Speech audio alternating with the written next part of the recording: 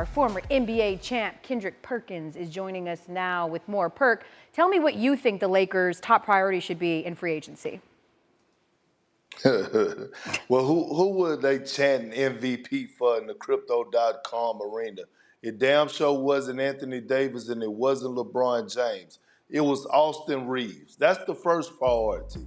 Next in line is Rui Hachimura. Right, when you look at the emergence and what they did in the postseason, for us taking over at times, being reliable, LeBron has full trust in those two guys. And I love it for Rui Hachimura because he came from a situation with the Washington Wizards where they gave up on him. But when you look at Rui and what he's capable of doing at 6'9", could play the 4 and the 5 and possibly 3 because his ability of stretching the floor. Austin Reeves, he was yelling, "I am him." And Dame Dollar approved it because he was that dude. He's the ultimate playmaker, and I haven't seen LeBron trust a guy in the backcourt since he won a championship with the Lakers, and that guy was Rajon Rondo. Yeah, I was going to say building chemistry with LeBron is always sort of tantamount to having success on one of his teams, and it seems as though they did that. You understand why. Reeves and Hachimura both averaged in double figures during that surprise run to the Western Conference Finals. Okay, speaking of free agency, Perk, we've got a few names that are going to be big names, really. They're going to be hitting free agent market this week. I want you to tell me the best fit for them and start with Kyrie Irving.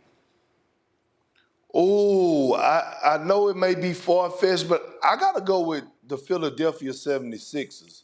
If they could land Kyrie Irving, that would be everything. Now, I know we have to worry about the love affair between James Harden and Daryl Morey, but Kyrie Irving is still box office. When he touched on that floor, his capability of putting up buckets and taking over in the fourth quarter is the best in the game outside of De'Aaron Fox. So when I think about pairing him with Joel Embiid and playing him with the likes of a Tyrese Maxey, because their ability of both being able to play off the ball, that will be huge for Philly, but he's going to end up staying in Dallas.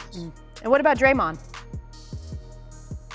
Ooh, wouldn't you like to see Draymond Green on the Phoenix Suns with that group that they have? Wow. I'll replace him with DeAndre Ayton if I was the Suns, but guess what, Elle? It's not happening because he's the second most important player to the Golden State organization outside of Steph Curry.